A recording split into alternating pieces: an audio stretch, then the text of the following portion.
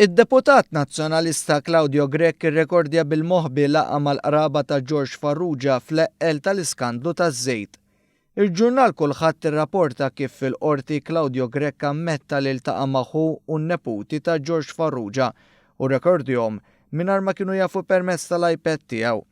Grech kienet iwieġeb għal mistoqsijiet li sarulu waqt li kienet ixef każ ta' libella qajjem kontra l-Prim Ministru u l-ġurnal kulħadd.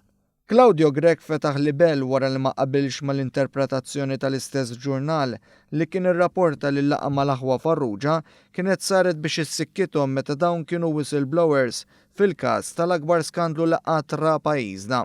Fil-qorti ħareġ li lejlet l-aħħar elezzjoni ġenerali waqt li l-Partit Nazzjonalista kien meżżeż bl-iskandlu taż-żejt, Claudio Grech u l-kanvażer tiegħu Bernard Patch iltaqgħu ma' Raymond Farrugia u Chris Farrugia li jiġuħu u n-neputi ta' George Farrugia. Taħt ġurament Chris Farrugia kien qal li Claudio Grech talbu biex jiddisassoċja ruħu mill-istorja tal-iskandlu taż-żejt.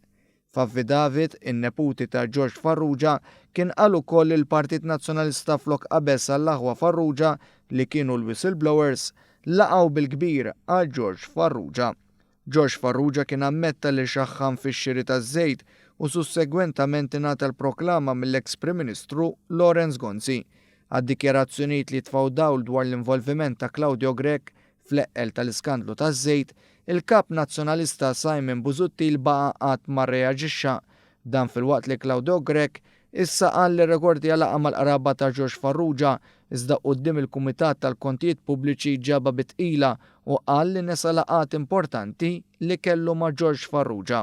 Tramitenti, qatt ma talab appuntament. Jiena jekk talab lili ma niftakarx. Jekk talab lili ma niftakarx. Jiena jidhirli li le, però jiena jidhirli li le, però jiena ma niftakarx. Però għatlek kategoriku, però jidhirli li le, ġifieri kważi ngħidlek li 100% le.